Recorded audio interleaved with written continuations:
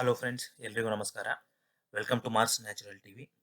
ಇವತ್ತಿನ fundamental analysis part 2 video ಅಲ್ಲಿ ನಾವು P&L ಸ್ಟೇಟ್ಮೆಂಟ್ ಅಂದರೆ ಪ್ರಾಫಿಟ್ ಆ್ಯಂಡ್ ಲಾಸ್ ಸ್ಟೇಟ್ಮೆಂಟ್ ಹೇಗೆ ನೋಡಬೇಕು, ಅದರಲ್ಲಿ ಇಂಪಾರ್ಟೆಂಟ್ ಪ್ಯಾರಾಮೀಟರ್ಸ್ ಏನು ಅನ್ನೋದನ್ನು ನೋಡೋಣ.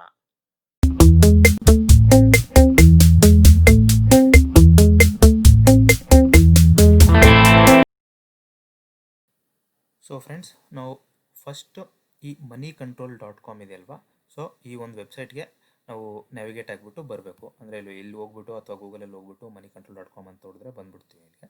ಸೊ ಇಲ್ಲಿ ಬಂದಮೇಲೆ ಇಲ್ಲಿ ಸರ್ಚ್ ಏನು ನಮಗೆ ಇದೆ ಅಲ್ವಾ, ಇಲ್ಲಿ ನಮಗೆ ಯಾವುದ ಕಂಪನಿ ರಿಲೇಟೆಡ್ ಇನ್ಫಾರ್ಮೇಷನ್ ನೋಡ್ಬೇಕಂತಿದ್ರೆ ಸೊ ಆ ಕಂಪ್ನಿ ಹೆಸರನ್ನ ಇಲ್ಲಿ ಟೈಪ್ ಮಾಡಬೇಕು. ಸೊ ಫಾರ್ ಎಕ್ಸಾಂಪಲ್ ನಮಗಿಲ್ಲಿ TCS ನ ಒಂದು ಫಂಡಮೆಂಟಲ್ ಅನಾಲಿಸಿಸ್ ನೋಡೋಣ ಇವತ್ತು.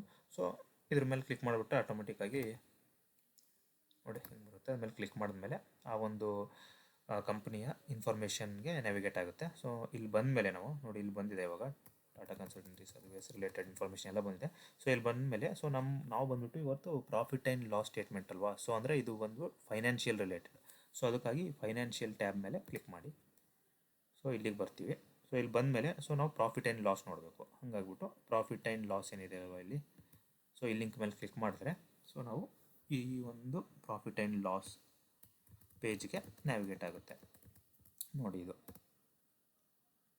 So main profit and loss statement ಏನಪ್ಪ ಇರುತ್ತೆ ಅಂದರೆ, ಇದು profit and loss statement for the year 2020 ಅಥವಾ ಫಾರ್ ದಿ ಇಯರ್ 2019, 2018 ಎಕ್ಸೆಟ್ರಾ ಅಂದರೆ ಫಾರ್ ದಿ ಇಯರ್ ಅಂತ ಇರುತ್ತೆ. ಅಂದರೆ ಮೀನಿಂಗ್ ಏನಪ್ಪ ಅಂದರೆ, ಲೈಕ್ ಒಂದು ವರ್ಷಕ್ಕೆ ಒಂದೇ ಒಂದು ಸರಿ ಅವರು ಪ್ರಾಫಿಟ್ ಆ್ಯಂಡ್ ಲಾಸ್ ಸ್ಟೇಟ್ಮೆಂಟ್ ಇಡಿರುತ್ತೆ. ಸೊ ಎವ್ರಿ ಇಯರ್ ನಮಗೆ ಪ್ರಾಫಿಟ್ ಆ್ಯಂಡ್ ಲಾಸ್ ಸ್ಟೇಟ್ಮೆಂಟ್ ಅವರು ರಿಲೀಸ್ ಮಾಡ್ತಾರೆ. ಸೊ ಇದು ಲೈಕ್ 2 ವರ್ಷಕ್ಕೆ 3 ವರ್ಷಕ್ಕೆ ಅಥವಾ from the beginning of the company establish ಆದಮೇಲಿಂದ ಇಲ್ಲಿವರೆಗೂ ಹಂಗೆ ನಾವು ಕ್ಯಾಲ್ಕುಲೇಟ್ ಮಾಡಲ್ಲ. Every year profit and loss statement analyse ಮಾಡಬೇಕಾಗುತ್ತೆ. ಎವ್ರಿ ಇಯರ್ ಅವ್ರು ರಿಲೀಸ್ ಮಾಡ್ತಾರೆ ಕೂಡ.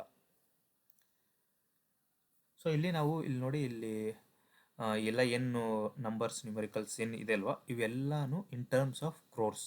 ಸೊ ಇಲ್ಲಿ ನೋಡಿ, ಇಲ್ಲಿ ಕ್ಲಿಯರಾಗಿ ಅವ್ರು ಮೆನ್ಷನ್ ಮಾಡಿದ್ದಾರೆ. ಸೊ ಇನ್ ರುಪೀಸ್ CR ಅಂದರೆ ಇನ್ ಕ್ರೋರ್ಸಲ್ಲಿ ಇದೆ ಇವೆಲ್ಲ. ಏನು ಡಿಜಿಟ್ಸ್ ಏನು ನಮ್ಮ ನ್ಯೂಮರಿಕಲ್ ವ್ಯಾಲ್ಯೂಸ್ ಇದಲ್ಲ ಇವೆಲ್ಲ ಇನ್ ಟರ್ಮ್ಸ್ ಆಫ್ ಕ್ರೋರ್ಸಲ್ಲಿ ಇದೆ ಇದು.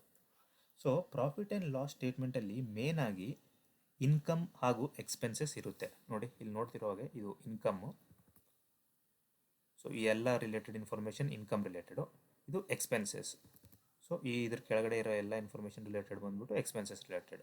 ಸೊ ಈ ನಾವು ಇನ್ಕಮ್ ಅಂದರೆ ಏನಪ್ಪ, ಎಕ್ಸ್ಪೆನ್ಸಸ್ ಅಂದರೆ ಏನಂತ ನಾವು ಆಲ್ರೆಡಿ ನಮ್ಮ ಒಂದು ಪ್ರೀವಿಯಸ್ ವಿಡಿಯೋಲ್ಲಿ ಡಿಸ್ಕಸ್ ಮಾಡಿದ್ದೀವಿ. ಸೊ ಸಿಂಪಲಾಗಿ ಇವಾಗ ಏನು ಹೇಳ್ಬೇಕು, ಇನ್ಕಮ್ ಅಂದರೆ ನಮಗೆ ಏನು ಕಂಪ್ನಿಗೆ ಒಂದು ಪ್ರಾಫಿಟ್ ಆಗುತ್ತಲ್ಲ ಅದು ಇನ್ಕಮು. ಎಕ್ಸ್ಪೆನ್ಸಸ್ ಅಂದರೆ ಈ ಕಂಪ್ನಿಯಿಂದ ಏನು ಖರ್ಚು ಮಾಡಿರ್ತಾರಲ್ವ ಅವರು, ಸೊ ಆ ಖರ್ಚು ಏನಾಗಿರುತ್ತೆ ಕಂಪ್ನಿಗೆ ಅದು ಬಂದ್ಬಿಟ್ಟು ಎಕ್ಸ್ಪೆನ್ಸಸ್ ಅಂತ. ಸೊ ನಾವು ಫಸ್ಟ್ ಇನ್ಕಮ್ ನೋಡೋಣ. ಸೊ ಇನ್ಕಮಲ್ಲಿ ಮತ್ತೆ ಇಷ್ಟೊಂದು ಕ್ಯಾಟಗರೀಸ್ ಅವರು ಏನಿದೆ ಅದಿದೆ. ಸೊ ಮೇನ್ ಬಂದ್ಬಿಟ್ಟು ಇವರು ರೆವೆನ್ಯೂ ಫ್ರಮ್ ಆಪರೇಷನ್ಸ್ ಏನಿದೆ ಅಲ್ವಾ, ಈ ರೆವೆನ್ಯೂ ಫ್ರಮ್ ಆಪರೇಷನ್ಸನ್ನು ನಾವು ನೋಡಬೇಕಾಗುತ್ತೆ. ಸೊ ರೆವೆನ್ಯೂ ಫ್ರಮ್ ಆಪರೇಷನ್ ಅಂದರೆ ಏನಪ್ಪ ಅಂದರೆ, ಅವರ ಆಪರೇಷನ್ ಯಾವುದಿರುತ್ತೆ ಅಂದರೆ ಅವರ ಮೇನ್ ಬಿಸ್ನೆಸ್ ಯಾವುದಿರುತ್ತಲ್ಲ ಪರ್ಟಿಕ್ಯುಲರ್ ಕಂಪ್ನಿದು.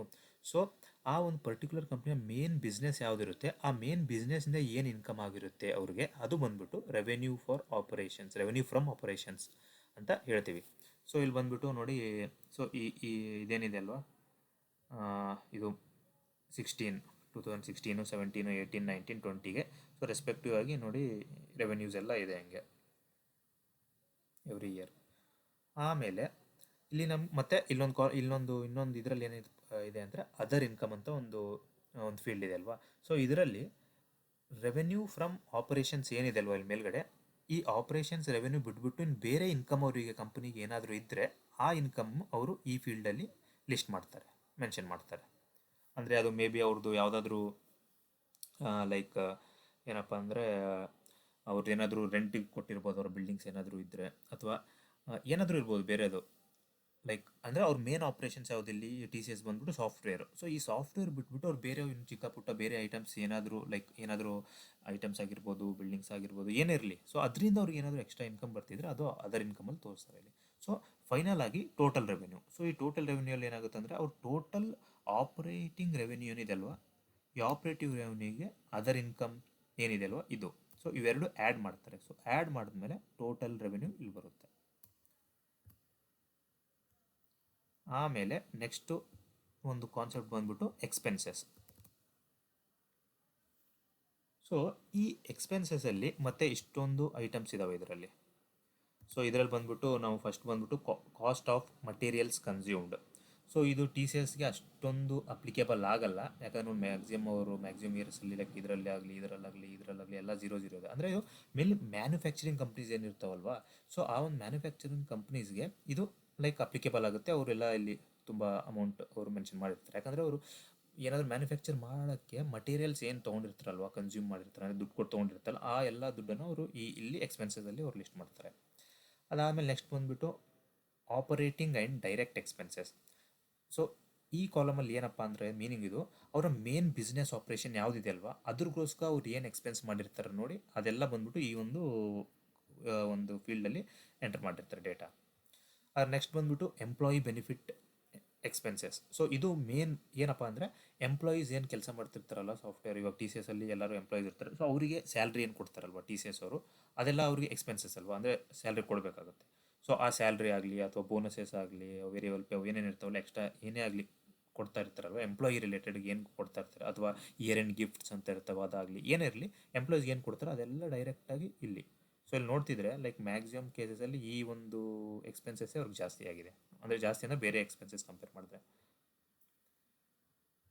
ಅದಾದಮೇಲೆ ನೆಕ್ಸ್ಟ್ ಬಂದ್ಬಿಟ್ಟು ಫೈನಾನ್ಸ್ ಕಾಸ್ಟ್ಸ್.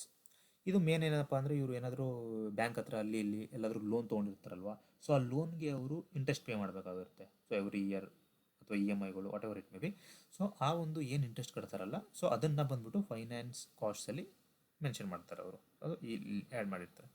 ಇದು ಡಿಪ್ರಿಸಿಯೇಷನ್ ಆ್ಯಂಡ್ ಅಮೋರ್ಟೈಸೇಷನ್ ಎಕ್ಸ್ಪೆನ್ಸಸ್ ಇದೇನು ಈ ಕಾಲಮ್ ಇದೆ ಅಲ್ವಾ, ಸೊ ಇದರಲ್ಲಿ ಏನಪ್ಪ ಅಂದರೆ ಇದು ಲೈಕ್ ತುಂಬ ಇಂಡೆಪ್ತ್ ಕಾನ್ಸೆಪ್ಟ್ ಇದೆ ಆ್ಯಕ್ಚುಲಿ. ಸೊ ಡಿಪ್ರಿಸಿಯೇಷನ್ನು ಅಂದರೆ ಇದರಲ್ಲಿ ಮತ್ತೆ ನಮಗೆ ಏನು ಒಂದು ಸಬ್ ಕಾನ್ಸೆಪ್ಟ್ಸ್ ಬರ್ತವೆ ಅಂದರೆ ಟ್ಯಾಂಜಿಬಲ್, ಇಂಟ್ಯಾಂಜಿಬಲ್ ಅಸೆಟ್ಸ್ ಅಂತ ಇವೆಲ್ಲ ಮತ್ತೆ ಇಂಡೆಪ್ತಾಗಿ ಬರ್ತವೆ. ಟ್ಯಾಂಜಿಬಲ್, ಇಂಟ್ಯಾಂಜಿಬಲ್, ಸೊ ಇದಕ್ಕೆಲ್ಲ ಮತ್ತೆ ಡಿಪ್ರಿಸಿಯೇಷನ್ನು ಇವೆಲ್ಲ ಇಟೆಲ್ಲ ಬರ್ತವೆ. ಸೊ ಇವೆಲ್ಲ ನಾವು ಬೇರೆ ಒಂದು ಇದರಲ್ಲಿ ನೋಡೋಣ. ಸೊ ಆಸ್ ಆಫ್ ನಾವು ನೀವು ಏನು ಅರ್ಥ ಮಾಡ್ಕೊಡ್ತೀನಿ, ಇದೊಂದು ಡಿಫ್ರೆಂಟ್ ಟೈಪ್ ಆಫ್ ಎಕ್ಸ್ಪೆನ್ಸ್ ಅಂದ್ಕೊಳ್ಳಿ. ಸೊ ಇದರದೆಲ್ಲ ನೋಡಿ ಇಷ್ಟೊಂದು ಎಕ್ಸ್ಪೆನ್ಸ್ ಆಗಿದೆ ಅಂತ ಅವ್ರು ಹೇಳ್ತಾರೆ. ಆಮೇಲೆ ಅದರ್ ಎಕ್ಸ್ಪೆನ್ಸಸ್ ಅಂದರೆ ಇಲ್ಲಿ ಮೇಲ್ಗಡೆ ಇಷ್ಟೊಂದು ಏನಿದಾವಲ್ವ, ಈ ಎಲ್ಲ ಐಟಮ್ಸು ಬಿಟ್ಬಿಟ್ಟು ಇನ್ನೇನಾದ್ರು ಎಕ್ಸ್ಟ್ರಾ ಏನು ಎಕ್ಸ್ಪೆನ್ಸಸ್ ಆಗಿತ್ತು ಅದು ಬಂದ್ಬಿಟ್ಟು ಅವರು ಅದರ್ ಎಕ್ಸ್ಪೆನ್ಸಸಲ್ಲಿ ಇಲ್ಲಿ ಆ್ಯಡ್ ಮಾಡಿರ್ತಾರೆ. ಸೊ ಇಷ್ಟೊಂದು ಎಕ್ಸ್ಪೆನ್ಸಸ್ಸು ಟೋಟಲ್ ಮಾಡಿದ್ರೆ, ಸೊ ಇಲ್ಲಿ ನೋಡಿ ಟೋಟಲ್ ಎಕ್ಸ್ಪೆನ್ಸಸ್ ಇಷ್ಟಾಗಿದೆ. ಅದಾದಮೇಲೆ ಇನ್ನು ನಾವು ಸ್ವಲ್ಪ ಕೆಳಗೆ ಡೌನ್ ಹೋದರೆ, ಸೊ ಇಲ್ಲಿ ಟೋಟಲ್ ಎಕ್ಸ್ಪೆನ್ಸಸ್ ಇಷ್ಟಾಗಿದೆ ಅಲ್ವಾ. ಸೊ ನಾವು ಇವಾಗ ನಮಗೆ ಪ್ರಾಫಿಟ್ ಹೆಂಗಪ್ಪ ಕ್ಯಾಲ್ಕುಲೇಟ್ ಮಾಡಬೇಕಂದ್ರೆ, ಇದು ಅವರ ಟೋಟಲ್ ರೆವೆನ್ಯೂ ಇಷ್ಟಿದೆ, ಟೋಟಲ್ ಎಕ್ಸ್ಪೆನ್ಸಸ್ ಇಷ್ಟಿದೆ, ಅಂದರೆ ಅವ್ರಿಗೆ ಬಂದಿರೋ ರೆವೆನ್ಯೂ ಇಷ್ಟು, ಅವ್ರು ಖರ್ಚು ಮಾಡಿರೋನು ಇಷ್ಟು. ಸೊ ಇದರಲ್ಲಿ ಇದು ಮೈನಸ್ ಮಾಡಿದ್ರೆ ಅವ್ರಿಗೆ ಪ್ರಾಫಿಟ್ ಆ್ಯಂಡ್ ಲಾಸ್ ಬರುತ್ತೆ. ಸೊ ಇದರಲ್ಲಿ ಇದು ಮೈನಸ್ ಮಾಡಿದ್ರೆ ನೋಡಿ ಇಷ್ಟು 42,248 crores. ಸೊ ಇದು ಬಂದಿದೆ. ಸೊ ಇದೇನಂದರೆ ಬಿಫೋರ್ ಟ್ಯಾಕ್ಸ್. ಅವರು ನೋಡಿಲಿ profit and loss before tax, ಅಂದರೆ ಇಷ್ಟು ಪ್ರಾಫಿಟ್ ಅವ್ರಿಗಾಗಿದೆ. ಸೊ ಇಷ್ಟು ಪ್ರಾಫಿಟಲ್ಲಿ ಮತ್ತೆ ಆ್ಯಸ್ ಪರ್ ಅವರು ಟ್ಯಾಕ್ಸೇಷನ್ ರೂಲ್ಸ್ ಬ್ಯಾಂಡ್ಸ್ ಪ್ರಕಾರ ಕಂಪ್ನಿ ಮತ್ತು ಗೌರ್ಮೆಂಟ್ಗೆ ಟ್ಯಾಕ್ಸ್ ಪೇ ಮಾಡಬೇಕಾಗಿರುತ್ತೆ. ಸೊ ಇಷ್ಟರಲ್ಲಿ ನೋಡಿ ಅವ್ರಿಗೆ ಟ್ಯಾಕ್ಸ್ ಬಂದ್ಬಿಟ್ಟು ಕರೆಂಟ್ ಟ್ಯಾಕ್ಸ್ ಬಂದ್ಬಿಟ್ಟು ಇಷ್ಟು, ಒಂದು ಸ್ವಲ್ಪ ಸ್ಕ್ರೋಲ್ ಮಾಡ್ತೀನಿ. ನೋಡಿ ಇಷ್ಟೊಂದು ಟ್ಯಾಕ್ಸ್ ಗೌರ್ಮೆಂಟ್ಗೆ ಪೇ ಮಾಡಬೇಕಾಗಿದೆ ಅವರು, ನೋಡಿ ಇಷ್ಟರಲ್ಲಿ ಇಷ್ಟು. ಸೊ ಇದಾದಮೇಲೆ ಮತ್ತೆ ಇಲ್ಲಿ ಇನ್ನೊಂದು ಏನಪ್ಪ ಅಂದರೆ ಡಿಫರ್ಡ್ ಟ್ಯಾಕ್ಸ್ ಅಂತ ಇರುತ್ತೆ. ಡಿಫರ್ಡ್ ಟ್ಯಾಕ್ಸ್ ಅಂದರೆ ಏನಪ್ಪ ಅಂದರೆ ಅವರು ಟ್ಯಾಕ್ಸ್ ಪೇ ಮಾಡಬೇಕಾಗಿರುತ್ತಲ್ವ.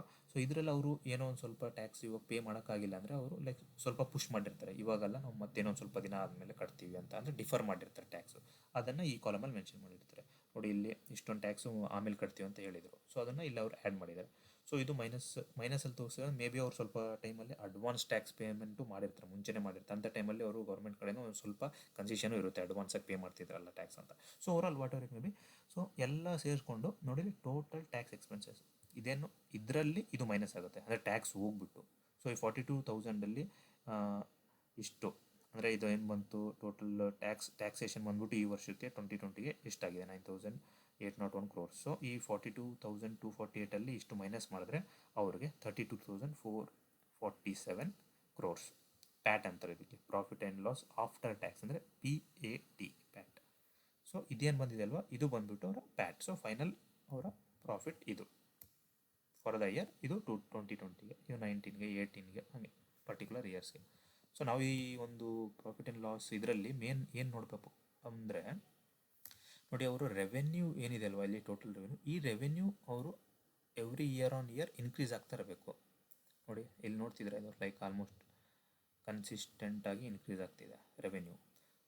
ಸೊ ನಾವು ಈ ಎಕ್ಸ್ಪೆನ್ಸಸಲ್ಲೂ ನೋಡಬೇಕಲ್ವಾ.